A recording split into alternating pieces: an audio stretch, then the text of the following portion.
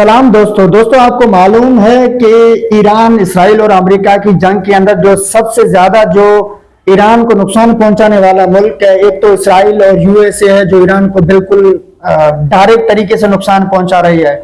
और उसके बाद जिसका नाम आता है वो है खलीजी ममालिक। आज हम बात करेंगे कि अरब ममालिक ईरान के खिलाफ क्यों है, क्योंकि दुनिया की ये तारीख गवाह है कि मुसलमान का हमेशा के लिए दुश्मन रहा है।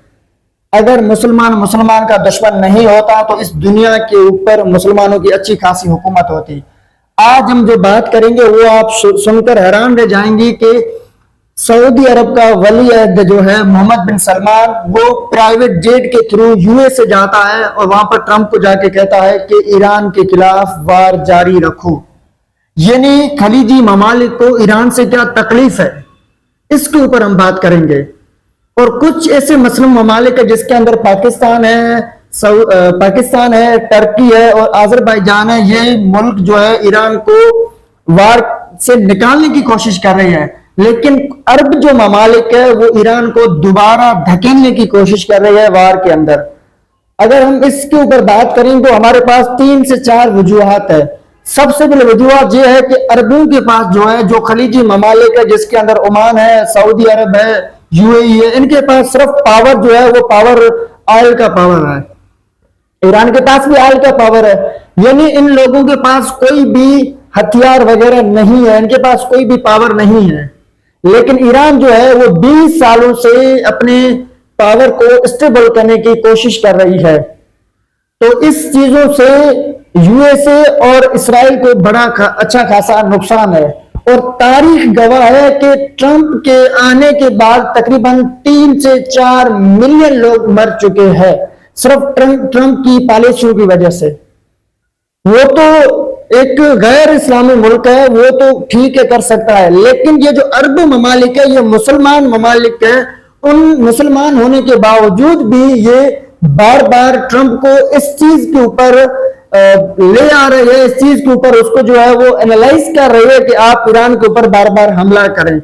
लेकिन इस्लामी दुनिया के अंदर किसी भी मुल्क के पास सुपर पावर नहीं है सिवाय पाकिस्तान के, और ईरान ये बार बार कोशिश कर रहा है कि मैं सुपर पावर के तौर पर जो है वो स्टेबल हो जाऊं।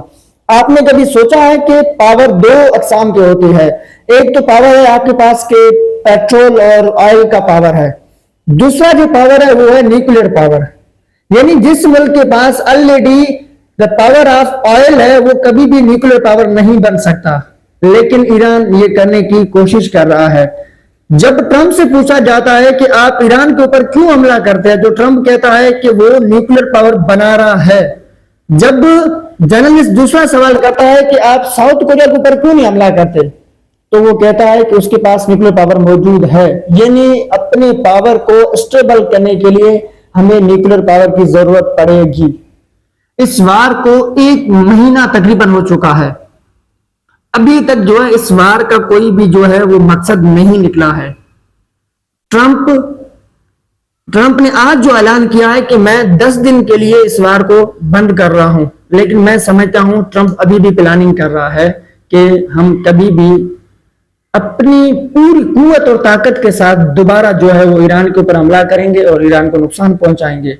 लेकिन सबसे ज्यादा जो अच्छे ममालिक होते हैं वो होते हैं पड़ोसी ममालिक, जिसके अंदर खलीज ममालिक आ जाते हैं, पाकिस्तान आता है, अफगानिस्तान आता है, इराक आता है। लेकिन इन सारों ने जो है ईरान को तना छोड़ दिया है, क्योंकि हम सारे जो है वो अमेरिका के गुलाम है। गुलाम इस सेंस के अंदर है, हमारे आईआर के अंदर एक टर्म यूज होता है जिसको कहते हैं पर्सनल इंटरेस्ट। हर मुल्क का एक अपना पर्सनल इंटरेस्ट है। दुनिया गवाह है कि बार बार ऐसा हो रहा है, तारीख की किताबों से भरी पड़ी है, जिसके अंदर ये देखा जाता है कि जब 2 भाई आपस में लड़ते हैं तो उनका तीसरा जो भाई है वो दुश्मन के साथ शामिल होता है।